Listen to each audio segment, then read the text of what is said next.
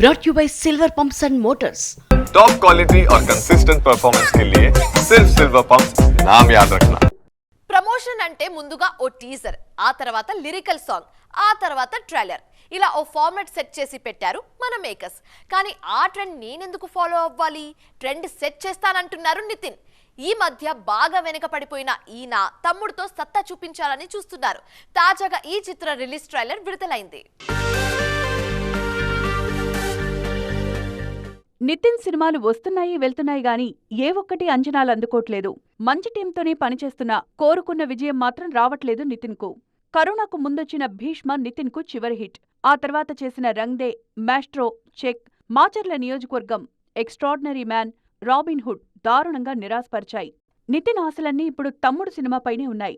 వేణు శ్రీరామ్ తెరకెక్కిస్తున్న ఈ చిత్ర release trailer విడుదలైందిప్పుడు. చిన్న teaser కూడా లేకుండా, ఒక్క పాట కూడా రాకుండా 20 రోజుల కిందట డైరెక్ట్ ట్రైలర్నే విడుదల చేసి ట్రెండ్ సెట్ చేశారు మేకర్స్. ఆ తర్వాత మెల్లగా లిరికల్ సాంగ్స్ విడుదల చేశారు. తాజాగా రిలీజ్ ట్రైలర్ వచ్చింది. అక్క మాట కోసం తమ్ముడు చేసే పోరాటమే ఈ చిత్ర కథ. 2 ట్రైలర్స్ కూడా రొటీన్గా పాటలు, డైలాగ్స్ అని కాకుండా డిఫరెంట్గా కట్ చేశారు.